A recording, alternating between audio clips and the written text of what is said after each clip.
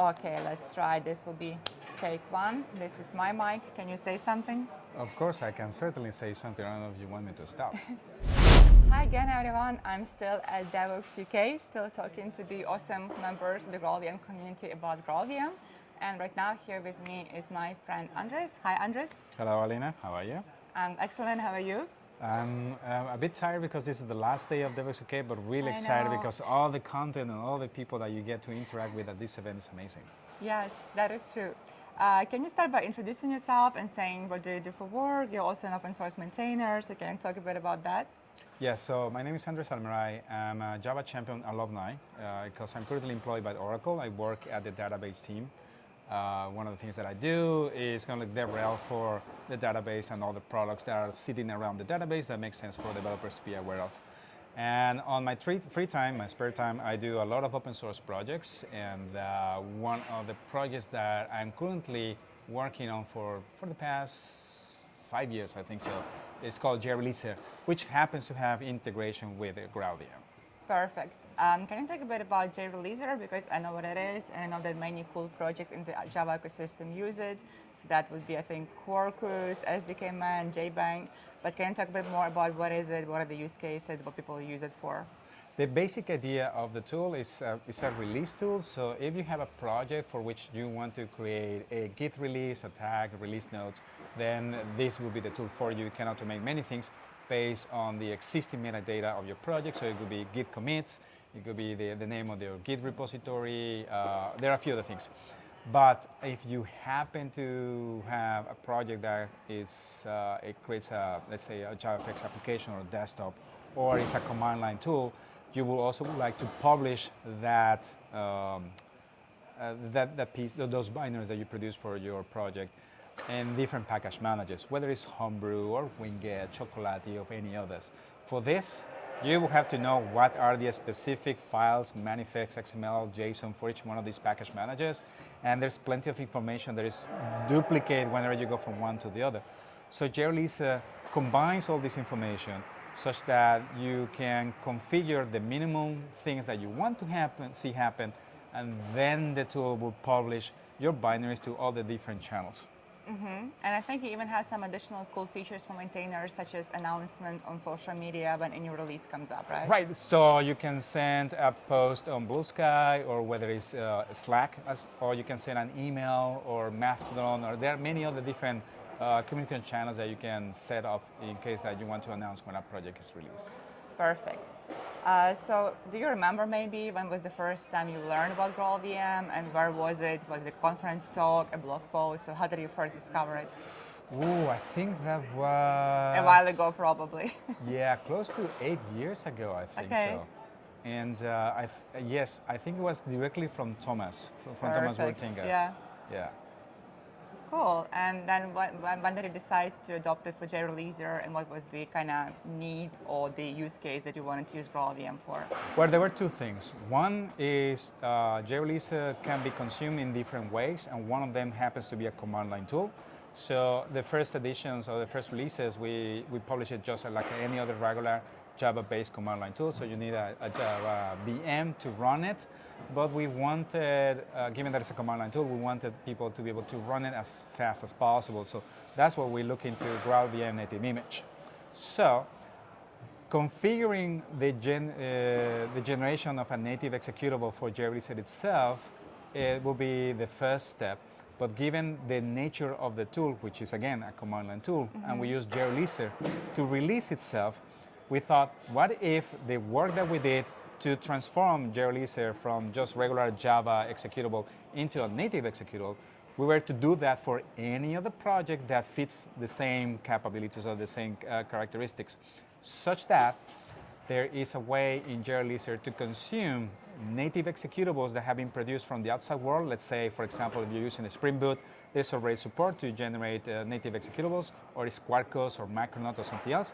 So you consume those executables and then tell JReleaser to do the release, or you can tell JReleaser to generate something that's called assemblies. An assembly is kind of like the gray area between what is a build tool and a release tool, because we take the Java libraries that you create in your production code and use the GraalVM native image pipeline to create a native executable, wrap it around a zip file, and the zip file is the thing that we're going to do the release. Right. You lost me a bit there. So let's say I'm a maintainer of some library, right? So and I write it in Java, right? So in the end, let's say I have a jar. So what is that use case where I consume some executables from the outside? Well, I don't know if it will be necessarily like a library. I think it will be probably mostly if you want to create a command line tool. I see. Which, by the way, if you want to do that, I highly recommend to use Pico CLI as the library to implement the command line tool. Although, if you're consuming it using a Spring Boot, Quarkus, or the others, then you have plenty of options, whether it's with Pico CLI itself or some other things.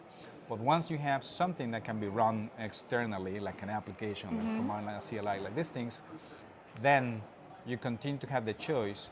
Would you like to use the Spring Boot native profile to generate the executable, which is the standard way nowadays, or you use the native image assembler from JReleaser that can also create the executable. Got it, thanks. And yeah, you mentioned Pico CLI, and yesterday you and I both were in that talk about Pico CLI here at DevOps UK, and I think the speaker there said that GraalVM is a great choice for command line tools, and they greatly endorse using GraalVM because if you want to have a smaller, like distributed package, you can distribute it to different platforms, have fast startup, etc. I think the bottom line there was that if you want to do CLI tools, GraalVM is really a good choice for that. Right, because Pico CLI being a tiny framework to generate command line tools, it's already aware of all the intricacies and metadata required to generate native executables with GraalVM. So there's little configuration that you have to do on your side in order to get your command line tool to be friendly with GraalVM if you happen to use Pico CLI. Right.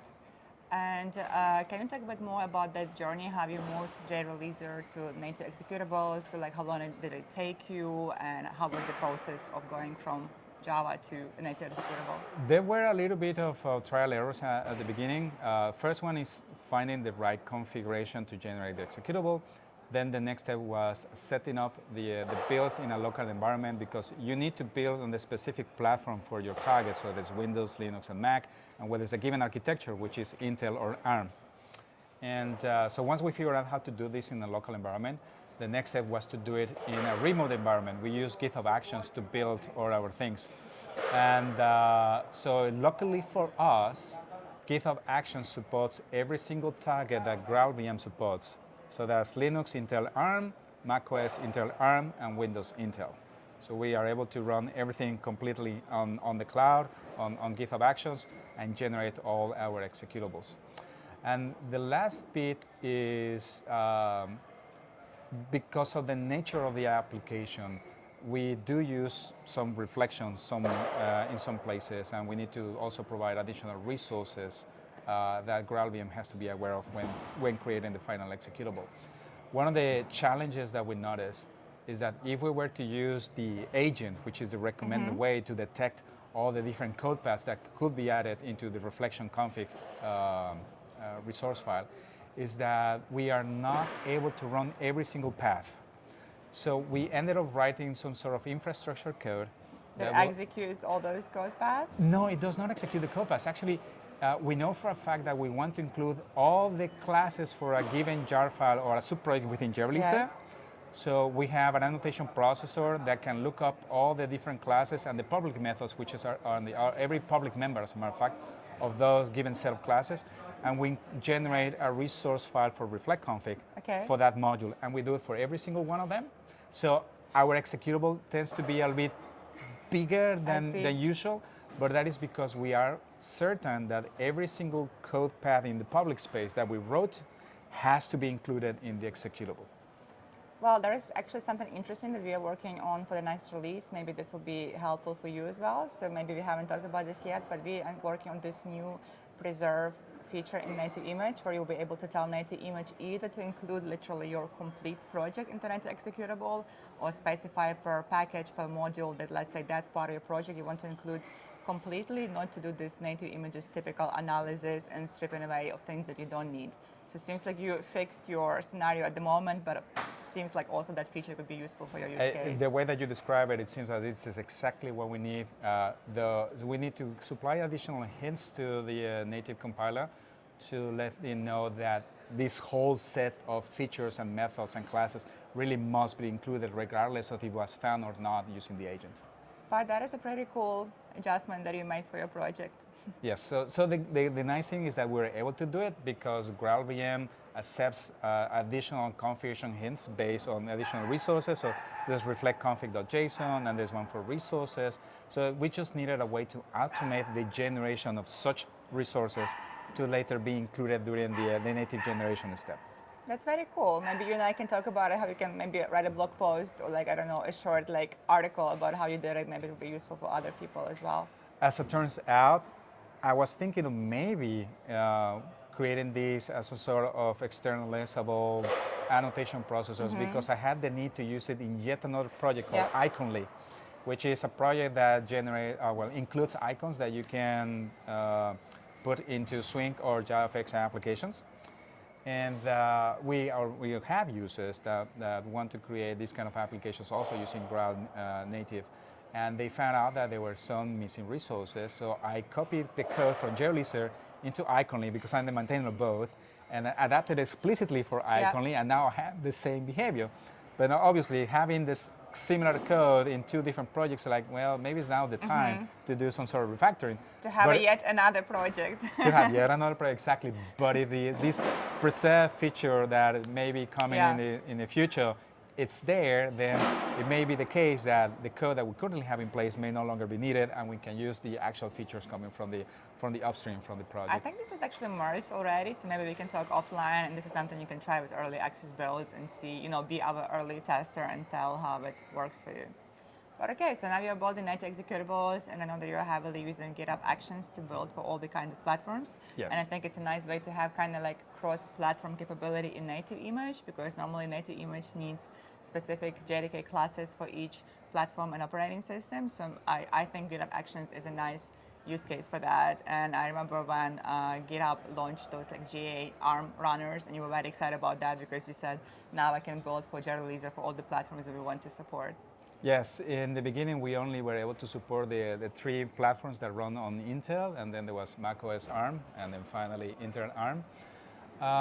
One of the other things that I can say about the way that JReleaser generates the assemblies with GraalVM is that the configuration is really small if you're based on using the defaults and the conventions, and you can also, if there is a need to supply, let's say, a library that is specific for Windows or a given platform, then you can configure that very easily. It's not so much that easy if you were to do this with Maven or Gradle. I mean, it just depends on how you define the dependency blocks on each one of these build tools.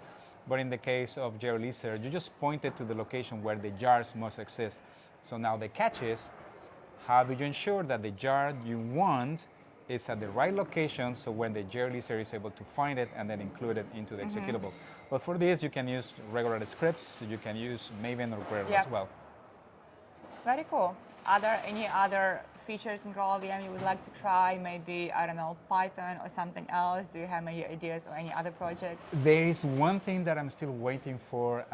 Previously in GraalVM, this was called Espresso, but I don't know if it's coming out with Crema, which is the ability to run Java code on top of the executable.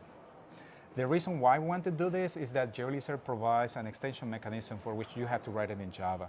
So if you're consuming the CLI for JReleaser using GraalVM, then you won't be able to consume any extensions. But once you have the capability to run Java code on top of the generated native image, then you will be able to do so.